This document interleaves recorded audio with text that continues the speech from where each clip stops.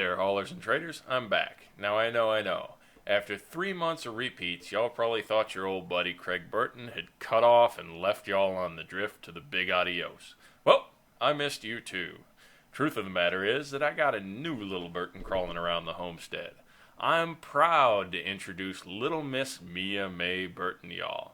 Let me say this little girl is a firecracker, like her mama, but thankfully she's got her daddy's good looks. Well, a lot's happened since I've been gone, so as opposed to harping on the past, we're just going to hit the ground running.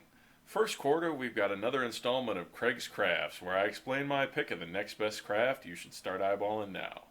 After that, we have Michael Taft, Assistant Policy Advisor, who's going to be in the studio to talk about changes to the UEE's official calendar. But first, a word from one of our amazing sponsors. Shubin Interstellar. For over 200 years, Shubin has been leading the industry in planetary mining initiatives and currently has facilities operating in over 30 systems. Right now, they're looking for your help. That's right, contact your local Shubin representative to find out about exciting employment opportunities in your system and beyond. This is Craig's Crafts. What I say today may shock you.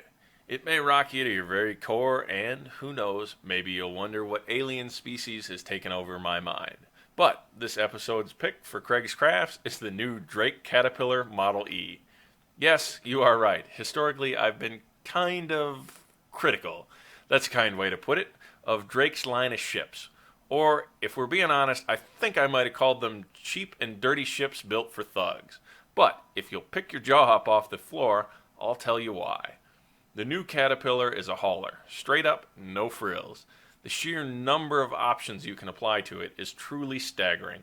You want to move raw material? Easy. How about compartmentalize your hold to allow comm servers, cargo, and human transport? It can truck 'em all like a champ. The damn thing is a metal slug that will haul whatever you can fit into it. You might say the offensive capabilities are a little light. You're right, it ain't going to be winning any dogfights anytime soon. But what you lack in offense, it more than makes up for in defensive options. If you need this thing to take a beating and ask for seconds, it can. Again, it's all about the option combinations. So the biggest downside's got nothing to do with the ship itself. It's the reputation associated with it, due in no small part to me.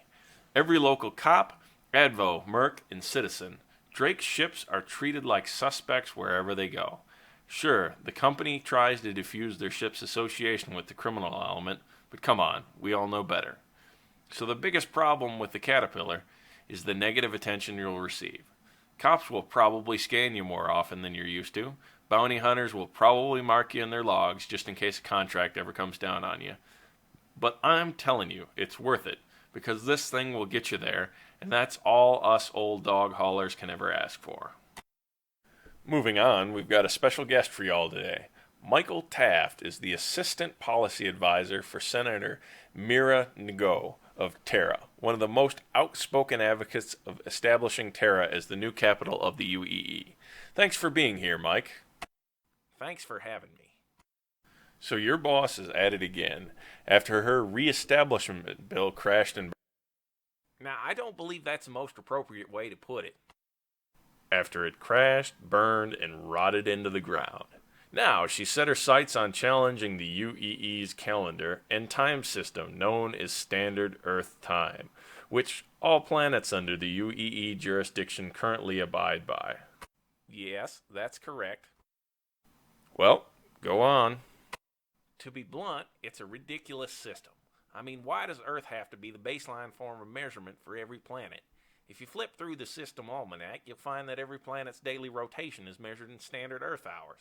Its annual orbit is measured in standard Earth days. Just the fact that every historical event, no matter which system it occurs in, has to be converted to a 24-hour day, 365 year, is confusing at best and arrogant at worst. Well, it's not really confusing. The computers do all the calculations, and besides, it's not like the government's keeping you from maintaining your own calendar. But it's hardly the same if interplanetary legal documentation and contracts won't recognize the Terran calendar. Yeah, well, what's your better idea? Madam Senator is proposing an entirely new system that factors in each planet's specific daily rotation in orbit to... Okay, right off the bat, here's my problem. And this is something many of our listeners can relate to. Say you want to hire me to pick up some cargo in Terra and move it to Earth. The way it is now, if it's the 4th of November, you tell me you need it to Earth by the 15th, my flight computer can tell me if that's a reasonable amount of time, and recipients know when to expect it. If we scrap all that and go with what you all are talking about, I pick the stuff up on the 34th on Terra, and it needs to get to Earth by November 15th.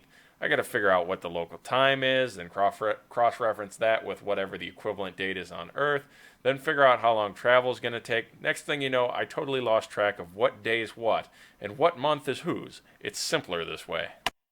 What we have here is an example of Earth trying to force the rest of the universe to conform to it when it's an outdated method that has no bearing or application to modern living.